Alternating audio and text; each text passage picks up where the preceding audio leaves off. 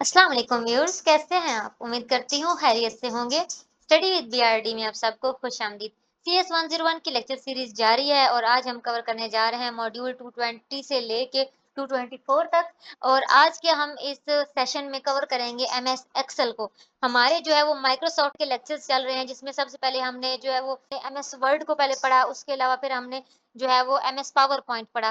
ठीक है, और आज हम एमएस एक्सेल पढ़ने जा रहे हैं। एमएस वर्ड के बारे में जैसा कि मैंने आपको बताया था कि वो यूज़ होता है डिजिटल डॉक्यूमेंट्स को बनाने के लिए। इसके अलावा फिर हमने एमएस पावर पॉइंट पढ़ा, तो वो किस लिए यूज़ होता है, स्लाइड्स बनाने के लिए, प्रेजेंटेशन आपने बनानी हो तो उसके लिए यूज़ होता है। तो आज हम एमएस एक्सेल पढ़ेंगे। तो एक्सेल क्या होता है? एक्सेल में जो चीज़ें बनाई जाती हैं मेनली वो स्प्रेडशीट्स होती हैं।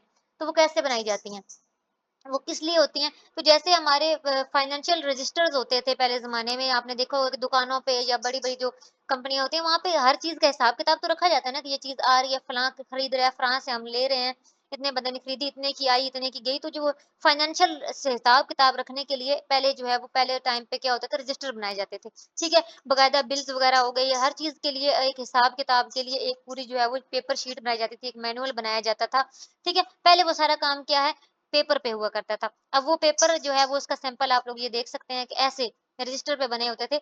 ये रजिस्टर की आप सूरत-हाल देख सकते हैं कि ऐसे हर चीज़ का हिसाब-किताब, जो खर्च हुआ, जो लिया, जो दिया, हर चीज़ इस तरीके से लिखी जाती थी पहले, ठीक है? लेकिन अब क्या है, इलेक्ट्रॉनिक स्प्रेडशीट्स आ चुकी हैं। वो क्या है कि माइक्रोसॉफ्ट एक्सेल जो है, ये एक एग्जांपल है स्प्रेडशीट की। ये एक ऐसा एप्लीकेशन प्रोग्राम है जिसके ज़रिए हम जितना भी हमारा डाटा हो उसको स्टोर कर सकते हैं, ऑर्गनाइज़ कर सकते हैं, मैनिपुलेट कर सकते हैं।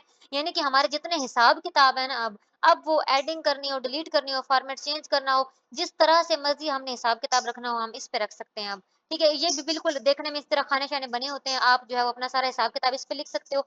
इसका फ़ायदा ये होता है कि इसमें आपको एक-एक चीज़ को बार-बार प्लस नहीं करना होता, गलती जहाँ पे हो ईज़िली आप करेक्ट कर सकते हो, टाइम काफ़ी बच जाता है। आप जब आगे चीज़ों को देखोगे तो आपको पता चलेगा कि सिर्फ़ एक फ़ॉर्मूले से आप पूरे की पूरी आपकी शीट हल हो जाती है। आपको एक-एक पॉइंट को दोबारा-दोबारा नहीं करना पड़ता, जिस तरह हमें कॉपी पे एक-एक चीज़ को करना पड़ता था। उसके अलावा गलतियाँ निकालना आसान हो जाती हैं। और उसके अलावा जितना पुराना डाटा हो, आप इज़िली जो है वो उस तक एक्सेस करनी हो तो वो कर सकते हो। तो ये सारी चीज़ों को आसान बनाने के लिए क्या है कि इलेक्ट्रॉनिक स्प्रेडशीट्स अब आ चुकी हैं, यानी कि एमएस एक्सेल ने जो है ये हमें ये सहूलियत प्रोवाइड कर दी हुई है। तो सबसे पहली चीज़ जो इसके बारे में है वो ये इसका तो लेआउट है सबसे पहले, यानी जो इसका फ्रंट जो आपके सामने पेज आएगा वो बिल्कुल ऐसा है, जो कि मैं आपको यहाँ पे भी दिखा देती हूँ, ये है। ये है इसका लेआउट, इस तरह का सीन है, इसमें आप इज़िली अपनी कैलकुलेशन कर सकते हो। तो पहली चीज़ जो आपने समझनी है वो क्या है कि जो इसमें छोटे-छोटे खाने बने हुए हैं ना, ये वाले, ये जो सिलेक्ट हुआ वो एक हो गया, ये जो छोटे-छोटे खाने इनको सेल कहा जाता है, ठीक है? इनको सेल कहा जाता है और हर सेल का एक नंबर है। अब सेल की नंबरिंग किस तरह हुई हुई है कि ये कॉलम्स हैं, ए कॉलम है, ये बी कॉलम है, ये सी कॉलम है, तो ये तो सारे कॉलम है, ठीक है? और ये 1, 2, 3 ये रोज़ हैं इसकी, ठीक है? ये कॉलम और रोज़ के हिसाब से तो जो एक सेल होता है, जैसे अब ये ए का फर्स्ट सेल है, यानी कि ए कॉलम की फर्स्ट रो में जो सेल है इसका नाम क्या होगा? A1। ये देखिए जिस सेल पे भी ले जाएँ उसका नाम यहाँ पे लिखा हुआ आ जाता है, ये देखें A1। इसी तरीके से मैं कहीं और भी क्लिक करती हूँ, सेल जैसे सिलेक्ट होगा उसका नाम ऊपर आ जाएगा, ये देखिए। इसका नाम क्या आ गया? C5। अब ये C5 कैसे है? कि ये सी कॉलम में 5 नंबर की रो में, इस वजह से सेल का नाम है C5, ठीक है? तो ये सेल्स के नेम होते हैं, इनके हिसाब से जो है वो कैलकुलेशन होती है। इस वजह से आपको पता होना चाहिए कि इनको ये छोटे-छोटे खाने हैं, इनको सेल कहा जाता है और इस तरह ये सेल के नाम होते हैं कि रोज़ और कॉलम्स के हिसाब से, क्योंकि जो इसमें कॉलम्स हैं वो अल्फाबेटिकली जो है वो लिखे जाते हैं और जो रोज़ होती हैं वो काउंटिंग के हिसाब से लिखी हुई होती हैं। तो इस तरह जो है वो कॉम्बिनेशन, दोनों के कॉम्बिनेशन से एक सेल का नाम बनता है, ठीक है? नेक्स्ट हमारे मॉड्यूल्स में हमें क्या बताया, तो सेल फॉर्मेटिंग की बात हुई है। उसके अलावा जो आपने जैसा आपका डाटा हो, ठीक है? जिस तरह आपके सेल मतलब आपको डाटा जिस हिसाब से रखना हो, वैसा आप उसको एडजस्ट भी कर सकते हो। आप उसकी हाइट वगैरह मतलब अपने सेल की बड़ी कर सकते हो, उसको वाइड कर सकते हो, आप सेल को फॉर्मेट बना सकते हो अपने हिसाब से, ठीक है? जैसा आपने उसमें डाटा रखना हो, अगर कोई बड़े-बड़े डाटा है, बड़े-बड़े नाम है या बड़ी-बड़ी कैलकुलेशंस है, तो उसके हिसाब से आप अपने डाटा को जो है एडजस्ट कर सकते हो। उन सेल्स को बड़े छोटे ये हो जाते हैं। कैसे होते हैं ये भी मैं आपको दिखा दूँगी। बल्कि मैं आपको ये पहले दिखा देती हूँ कि सेल का फॉर्मेट कैसे चेंज किया जाता है। तो सेल का फॉर्मेट कैसे चेंज किया जाता है, ये यहाँ पे आप देखें कि ये फॉर्मेट है। तो यहाँ से आप ये देखें, सेल का साइज़ आपने चेंज करना हो, रो की हाइट चेंज करनी हो, आपने ऑटो पे मतलब जो है वो लगानी हो, कॉलम की आपने विड्थ चेंज करनी हो, कुछ भी चेंजिंग अगर आपने करनी है कि अपने डाटा के हिसाब से, तो वो आप कर सकते हो। आपने हाइड करना है, अनहाइड करना है, कौन से कॉलम वगैरह, तो ये सारी चीज़ें आपने यहाँ से सेल की साइज़ में चेंजिंग करनी है या जो भी चेंजिंग आपने करनी है ना, चाहे रो में करनी है, कॉलम में करनी है, वो यहाँ से होगी। ठीक है? यहाँ से वो चेंजिंग हो जाएगी। उसके बाद नेक्स्ट चीज़ जो थी हमें जो बताएगी वो चार्ट्स की थी। ये देखिए चार्ट्स है। अब चार्ट्स क्या होते हैं? ज़ाहिर-सी बात है जो हमारे मैथमेटिकली चीज़ें होती हैं, ये बहुत सारे या बिज़नेस की बात की जाए, तो वहाँ ग्राफ्स के ज़रिए भी चीज़ें प्रेज़ेंट की जाती हैं। 3-4 चीज़ों के रेट्स वग़ैरह जब कंपेयर करने हो कि रेट्स कैसे चल रहे हैं और फिर उस हिसाब से जो है वो मतलब क्या चल रही है। ओपनली फाइनेंशियली जो लोग जिन्होंने कोई थोड़ा बहुत फाइनेंस का पढ़ा हुआ तो उन्हें पता होगा कि चार्ट्स जो है वो इकोनॉमी में यूज़ होते हैं। तो अगर आपको चार्ट्स की ज़रूरत पड़े, चार्ट की सूरत में अगर आपने प्रेज़ेंट करना है अपने डाटा को, तो यहाँ पे स्प्रेडशीट पे आप चार्ट्स भी बना सकते हो। ठीक है? ये देखें, यहाँ पे हर किस्म के जितने मैथमेटिकली या फाइनेंशियली इकोनॉमी में जितने चार्ट्स वगैरह यूज़ होते हैं, प्रेज़ेंट करने के लिए फाइनेंशियल इन्फॉर्मेशन, सारे चार्ट्स यहाँ पे मौजूद हैं, हर एक का फॉर्मेट मौजूद है। आप वो जो है वो यहाँ से चार्ट सेलेक्ट कर सकते हो और उसको जो है वो ऐड करके फिर आपने जो चीज़ें कंपेयर करनी है अपने हिसाब से आप उसमें इन्फॉर्मेशन ऐड कर दोगे। लेकिन चार्ट जो है वो यहाँ से इस तरीके से ऐड हो सकते हैं। ठीक है? आप सेल का साइज़ बड़ा कर लोगे, उसके अंदर फिर चार्ट ऐड कर दोगे और फिर जो आपकी इन्फॉर्मेशन है वो आप उसमें ऐड कर लोगे। तो ये चार्ट्स होते हैं। जो यहाँ पे लिखा हुआ है कि किसमें इंसर्ट टैब के अंदर मौजूद है ये। इंसर्ट टैब के अंदर चार्ट वाले ग्रुप में मौजूद है। आपको ये तो अब तक समझ आ गई होगी इनके ग्रुप्स कौन से होते हैं, टैब क्या होती है, रिबन क्या होती है। ये चीज़ें तो मुझे नहीं लगता कि अब मुझे दोबारा बताने की ज़रूरत है, ठीक है? तो ये यहाँ से आपने जो है वही चीज़ें इन्होंने भी खोल के दिखाई हुई हैं। ये सेल का साइज़ वाली बात जो मैं आपको दिखा चुकी हूँ, ये यानी यहाँ पे भी इन्होंने दिखाई हुई है कि सेल का साइज़, रो की या कॉलम की विड्थ, हाइट वगैरह चेंज करनी हो तो यहाँ से आप चेंज कर सकते हो। यही चीज़ उन्होंने यहाँ पे सेल फॉर्मेटिंग की दिखाई हुई है। और उसके बाद उन्होंने बताया हुआ है कि अगर चार्ट ऐड करना हो तो कैसे करते हैं, वही इंसर्ट टैब में जाना है आपने रिबन में, चार्ट पे क्लिक करना है, चार्ट में से आपके पास डिफरेंट टाइप्स चार्ट की से जो है शो होना शुरू हो जाएँगी और आपने जो है उस कॉलम में जाके 2D चार्ट जो है वो ऐड कर लेना है और फिर उस हिसाब से अपनी इन्फॉर्मेशन जो भी आप ऐड करना चाहते हो, कर लोगे। ठीक है, नेक्स्ट चीज़ जो स्प्रेडशीट में आती है वो है फंक्शंस। फंक्शन होते क्या हैं? फंक्शंस वो फ़ॉर्मूलाज़ होते हैं। फंक्शन वो फ़ॉर्मूले होते हैं जिनके ज़रिए जो है हम मैथमेटिकल इंस्ट्रक्शंस करते हैं, मैथमेटिकल कैलकुलेशंस करते हैं, ठीक है? और हर फ़ॉर्मूला जो है वो इक्वल के साइन से ही शुरू होगा। जो भी हमने फ़ॉर्मूला लगाना है उससे पहले इक्वल का साइन लगेगा और उसके बाद जो है वो फ़ॉर्मूला लिखा जाएगा, ठीक है?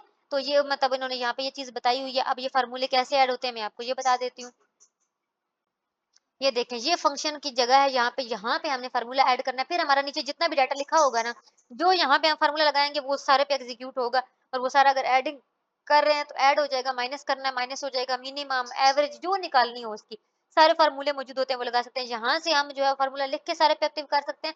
उसके अलावा जो है वो हम देख लेते हैं कि इन्होंने हमसे क्या बोला है, वो हम करके देख लेंगे। बेसिक फ़ॉर्मूला क्रिएट कैसे करते हैं, यहाँ पे इन्होंने हमें ये बोला हुआ है, ये करके देखते हैं। तो मैं अभी आपको सम का फ़ॉर्मूला इन्होंने यहाँ पे करके दिखाया हुआ है, मैं भी आपको सम का फ़ॉर्मूला लगा के दिखा देती हूँ। हम पहले कुछ डाटा लिख लेते हैं जल्दी से यहाँ पे थोड़ा-सा, ताकि ईज़िली जो है मैं आपको प्रैक्टिकली करके भी दिखा सकूँ ताकि आपको अच्छे से समझ आ जाए, ठीक है? तो ये मैं डाटा लिख रही हूँ। अब मैं आपको यहाँ पे इसको जो है वो इस पे फ़ंक्शन लगा के भी दिखाऊँगी, हर चीज़ करके दिखाऊँगी, ठीक है? तो ये हमने डाटा लिख लिया। अब ए और बी कॉलम में हमारा डाटा है, ठीक है? और हमने जो है सी कॉलम में इनको हमने प्लस करके लाना है। यानी ए और बी के डाटा को प्लस करके हमने सी में इनके रिजल्ट्स लिखने हैं, तीनों रोज़ के, ठीक है? ए रो के भी लिखना है, बी के भी लिखने हैं, 3 के भी लिखने हैं। तो हम क्या करेंगे? फ़ॉर्मूला लगाएँगे। फ़ॉर्मूला क्या है? इक्वल से हमारा फ़ॉर्मूला शुरू होता है, ठीक है? इक्वल से शुरू होता है फ़ॉर्मूला, उसके बाद हमारा जो भी फ़ॉर्मूला सम है, माइनस करना है, प्लस करना है, जो भी करना है वो हम फ़ॉर्मूला लगाएँगे और उसके बाद हमने रेंज लिखनी है कि किस-किस को हमने करना है, ठीक है? अब सबसे पहले क्या है कि सम करना है हमने, तो मैं सम लिख रही हूँ। जैसे देखिए मैंने सम लिखा तो जितने फॉर्मूले होते हैं ना वो सारे आ गए, ठीक है? हमें सिंपली सम जो चाहिए ऐड करने हैं नंबर को वो चाहिए, हमने कर लिया, वो कहते हैं सम लिख लिया। अब जो भी नंबर ऐड करने हैं ना वो उसमें लिखो, ठीक है? तो हमें क्या करना है, A1 सेल को हमें जमा करना है B1 के साथ, तो मैं वही लिखूँगी A1 और जहाँ से लेके जहाँ तक भी करना हो, मैंने तो सिर्फ 2 सेल्स लिखे हुए हैं ना, अगर आपके ए से लेके के तक भी हैं, तो आप क्या लिखोगे A1 लिखा है आपने और K1 तक, दरमियान में रेशियो का निशान डाल के आपकी जहाँ तक आपने प्लस करना होगा ना, वहाँ तक आपने लिख लेना है, ठीक है? मेरा A1 और B1 सिर्फ है, तो इस वजह से मैंने क्या है, A1 और B1 लिख दिया यहाँ पे और ये मैंने ब्रैकेट बंद कर दिया।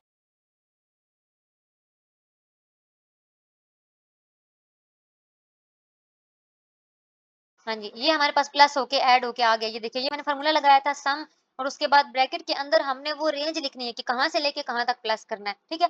वो रेंज लिखी है और मैंने एंटर का बटन दबाया और ये हमारे पास प्लस होके आ चुका है। तो इस तरीके से जो है ये हमारे पास प्लस हो गया। मज़ीद इसमें भी कुछ चीज़ें होती हैं, जैसे मैं आपको बताऊँगी कि टाइम की बचत कैसे होती है। यहाँ पे वही चीज़ें लिखी हुई हैं कि इक्वल से शुरू होना है आपका फ़ॉर्मूला और जो रेंज है 2 सेल्स के दरमियान जितने सेल्स को आपने जमा करना है, वो उसके दरमियान आपने रेशियो का निशान लगाना है और उसके बाद एंटर दबाना है, तो आपके पास प्लस करना है आपने या मिनिमम या मैक्सिमम जो भी आपने निकालना है वो आ जाएगा।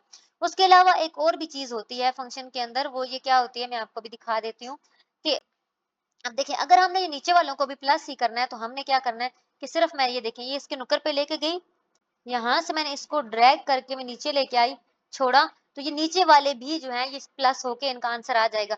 ये चीज़ होती है कि जिसकी वज़ह से आपका टाइम बच जाता है, आपको अलग-अलग से प्लस करने की ज़रूरत नहीं पड़ती। सिर्फ़ आपने एक को किया, ड्रैग किया नीचे की तरफ तो सब पे वही फ़ॉर्मूला जो सेम आपने ऊपर सम का लिखा हो तो वो सब पे लग गया और सारे ये देखो नीचे वाली दोनों भी जो है वो प्लस होके आ गई हैं।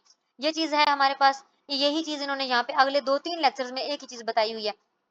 आगे फ़ॉर्मूले इसमें से कौन-कौन से होते हैं? सम का होता है फ़ॉर्मूला, ये आपने याद रखना है, सम हो सकता है, एवरेज निकाली जा सकती है, ठीक है? उसके बाद मिनिमम ढूँढा जा सकता है कि ये सारी वैल्यूज़ में से मिनिमम कौन-सा है, मैक्सिमम हो सकता है, काउंट किया जा सकता है, ठीक है? उसकी ये सारी चीज़ें करने के लिए बाकी चीज़ें सेम है, सिर्फ़ आपने क्या करना है कि शुरू में इक्वल का निशान लगाना है, बाकी आपने सम है, एवरेज है, मिनिमम, मैक्सिमम, काउंट जो भी है, वो आपने लिख के और आगे फिर ब्रैकेट्स के अंदर रेंज लिख देनी और एंटर दबा देना है। तो ये आपका फ़ॉर्मूला तैयार हो जाएगा और आप एंटर करोगे तो वो चीज़ एंटर हो जाएगी। यही चीज़ जो मैंने करके दिखाई है, सेम वही चीज़ 222 में जो है वो अप्लाई करके दिखाया गया सिनेरियो वही। यहाँ पे भी देखें इन्होंने ज़्यादा सारे लिखे हुए हैं। अब ज़्यादा सारे लिखे हैं तो देखें सी से लेके इन्होंने लिखे हैं जी तक। तो जब इन्होंने फ़ॉर्मूला लगाया तो क्या किया C2 से G2 तक यानी कि रेंज लिखी है कि यहाँ तक सबको सम करना है, ठीक है? इन्होंने एंटर किया और ये आंसर आ गया और ये देखिए जब इन्होंने इसको ड्रैग किया, ये देखिए नीचे की तरफ, तो सारे ही प्लस होके आंसर आ गए। वही चीज़ जो मैं आपको समझा चुकी हूँ, इन्होंने दोबारा जो है वो की हुई है, वही उससे बड़ी इन्होंने एग्ज़ाम्पल करके दिखाई हुई है। बात सिर्फ वही है कि आप इस तरीके से जो है वो इसको कर सकते हो। ये भी वही देखें सेम चीज़ सम करने वाले इन्होंने फ़ॉर्मूला लगाया B2 से लेके G3 तक। यहाँ तक सम करना है, यहाँ तक उन्होंने लगा दिया। इस तरीके से आप इसको कर सकते हो वही कि ड्रैग किया तो ये देखिए सबका आंसर आ गया। तो बस इस तरीके से ईज़ी हो जाता है आपके लिए करना। आपके पास जो है वो टाइम बच जाता है आपका। इस तरीके से ये देखें एवरेज निकालनी हो तो इस तरह आपने इक्वल का निशान लगा के एवरेज और आगे रेंज लिखनी है, मैक्सिमम है, मिनिमम है, सम है। ये सारे फ़ॉर्मूले आपके पास पेपर में जो है ये एमसीक्यूज़ के तौर पे आ सकता है कि सम का फ़ॉर्मूला क्या है, एवरेज का क्या है, मिनिमम का, मैक्सिमम का तो आपको पता होना चाहिए। किस तरह रेंज लिखनी होती है, शुरू में हमने इक्वल लगा के और आगे लिख के और उसके बाद ब्रैकेट में रेंज लिख के हमने बस एंटर करना होता है। ये सिंपल ही फ़ॉर्मूला होता है। उसके बाद आखिरी चीज़ है इसके बारे में जो है वो सॉर्ट और फ़िल्टर करने की है। सॉर्ट और फ़िल्टर क्या चीज़ है? अब ये सॉर्ट और फ़िल्टर करने का जो है वो मैं आपको आपने अगर कोई नामों की लिस्ट लिखी हुई हो ना, कोई नामों की लिस्ट हो आपके पास, ठीक है? आपने नाम लिखे हुए हैं, ये वही बात है कि डाटा बहुत सारे लोगों का है, वो तरतीब से नहीं है। तो अगर आपने उनको तरतीब देनी हो, यानी अगर आप चाहते हैं कि वो असेंडिंग ऑर्डर में आ जाए, यानी कि ए से लेके ज़ी तक जो है वो तरतीब से नाम और उनका डाटा आ जाए, तो उसके लिए यूज़ होता है। आप असेंडिंग ऑर्डर में कर सकते हो, डिसेंडिंग ऑर्डर में भी कर सकते हो कि ज़ी से लेके ए की तरफ आ जाए। ये तो 2 तरीके होते हैं। उसके अलावा कस्टम सॉर्ट का मतलब ये होता है कि आपने जो है वो अगर खुद कोई रेंज सेलेक्ट करनी हो, खुद आप सेलेक्ट करेंगे कि मेरी मर्ज़ी मैं इस हिसाब से रखना चाहता हूँ। पहले जो है वो सारे नाम बी वाले आ जाएँ, फिर ज़ी वाले आ जाएँ, फिर सी वाले। इस तरह से अगर आपने अपनी मर्ज़ी की कोई रेंज लगानी हो तो वो कस्टम सॉर्ट के लिए होती है, ठीक है? तो ये 3 किस्म के आपके पास ऑप्शंस मौजूद होते हैं। ये हमारी जो है वो लास्ट इसमें चीज़ थी, टॉपिक था कि आपके पास अगर डाटा आपने अपनी मर्ज़ी से उसको जो है वो करना है, सॉर्ट आउट करना है डाटा को तो उसके लिए और सिंपली इन्होंने यहाँ पे इसके स्टेप्स लिखे हैं कि सॉर्ट क्लिक करना है अपने सॉर्ट बटन पे, कहाँ पे है ये होम टैब के अंदर है, सॉर्ट एंड फिल्टर बटन पे क्लिक करना है और जिस कॉलम को आप सॉर्ट करना चाहते हैं यानी जिसको आपने तरतीब देना है, उसको आपने चूज़ करना है और उसमें क्लिक ऐड लेवल कर देना है। चूज़ करने के बाद नेक्स्ट कॉलम जो आप सॉर्ट करना चाहते हो क्लिक कर देना है। क्योंकि दोनों की तरतीब आपने चेंज करनी है उसके बाद ओके कर दोगे तो आपके सामने प्रेज़ेंटेशन आ जाएगी बिल्कुल वैसे ही जैसे आप चाहोगे। तो ये था हमारा आज का लेक्चर। हाँ जी, खत्म हो चुका है हमारा एमएस एक्सेल। आई होप आपको समझ में आ गया होगा। 3-4 चीज़ें ही हैं जो आपके सिलेबस में शामिल है और आपने यही सिर्फ़ याद करनी है। इसके अलावा आपने इसकी गहराई में नहीं जाना। वैसे तो एमएस एक्सेल काफ़ी बड़ा है और काफ़ी इसके एडवांस ऑप्शंस भी हैं, लेकिन आपके सिलेबस में जो चीज़ है आपने बस इसको ही अच्छे से प्रैक्टिस करना है। इसके बारे में क्वेश्चन बिल्कुल वैसे ही आएगा जैसा मैंने कि एमएस वर्ड के बारे में जो है कंप्लीटली आपको बता दिया था कि 4 किस्म का क्वेश्चन आता है। वही 4 किस्म का क्वेश्चन आपका स्प्रेडशीट में से भी आएगा, वही 4 किस्म का क्वेश्चन आपका एक्सेल में से भी आ सकता है। ठीक है, एक्सेल में से एक आप एडवांस कर लें कि शायद कोई फ़ॉर्मूला पूछा जा सकता है कि सम का फ़ॉर्मूला क्या है। बाकी वही या स्टेप्स आएँगे या पूछा जाएगा कि कौन से ग्रुप में कौन-सा बटन मौजूद है, तो या आपसे पूछा जाएगा कि मतलब कैसे इसको करें कि स्टेप्स लिख दें।